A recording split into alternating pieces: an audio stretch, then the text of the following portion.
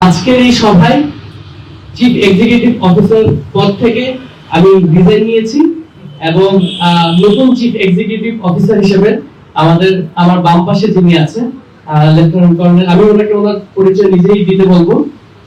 আপনি আপনার পরিচয়টা দিবেন।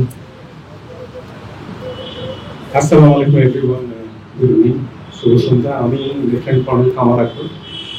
আমি আমার 25 বছরের চাকরির কাজ শেষ করে গত বছর আগস্টে স্বাভাবিক অবসরে গিয়েছিলাম। এই বিপ্লবের সময় আমি একটা কলেজের অধ্যক্ষ হিসেবে কাজ করেছি। তো সেই থেকে ছাত্রদের সাথে এই মুভমেন্টে আমার একটা আত্মিক যোগাযোগ ছিল সেই সময় থেকে, এবং যারা এই ত্যাগগুলো করে গিয়েছে, আত্মত্যাগ করে গিয়েছে, তারা তো তাদেরটা করে গেছে। এখন আমাদের করার পালা। বাংলাদেশ যে নতুন পথে যাত্রা শুরু করছে, সেই নতুন পথে দিশারি ছিলেন যারা তাদের জীবন দিয়ে গিয়েছেন অথবা অংশগ্রহণ করেছে, আহত হয়েছেন।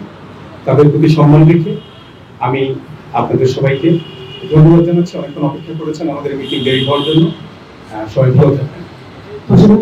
আরো কিছু চেঞ্জেস আছে, সেটা আমি এই ব্রিফিং এর শেষের দিকে আপনাদের কাছে বলবো। প্রথমেই জুলাই শহীদ স্মৃতি ফাউন্ডেশন গণপ্রজাতন্ত্রী বাংলাদেশ সরকার কর্তৃক অনুমোদিত একটি বেসরকারি সংস্থা। জুলাই শহীদ স্মৃতি ফাউন্ডেশনের প্রতিষ্ঠাতা ডক্টর মোহাম্মদ ইউনূস, প্রধান উপদেষ্টা গণপ্রজাতন্ত্রী বাংলাদেশ, এবং এটি প্রতিষ্ঠার তারিখ হলো 10 আগস্ট।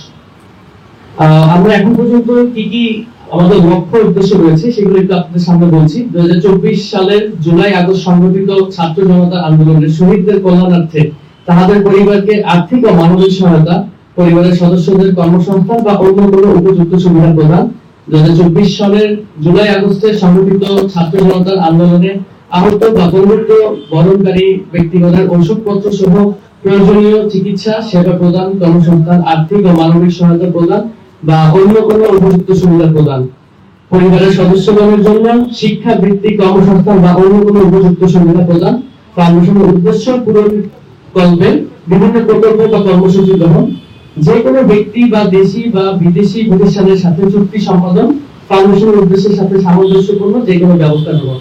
আমি এই কাগজটা আপনাদের কাছেও দিয়ে দেব যাতে আপনাদের জন্য সুবিধা হয়। আমাদের গভর্নিং বডির সদস্য সংখ্যা সর্বমোট 6 জন। আপনারা জানেন আমাদের গভর্নিং বডি থেকে ইতিমধ্যেই নাহিদ ভাই, সাবেক তথ্য উপদেষ্টা নাহিদ ভাই রিজাইন নিয়েছে, যেহেতু সে একটা পলিটিক্যাল পার্টির সাথে অ্যাফিলিয়েট হয়েছে। তাই একটি জায়গা খালি ছিল, সেখানে আমি সিইও থেকে রিজাইন নেওয়ার পর আমাকে গভর্নিং বডি সভা আমাকে মনোনীত করেছে।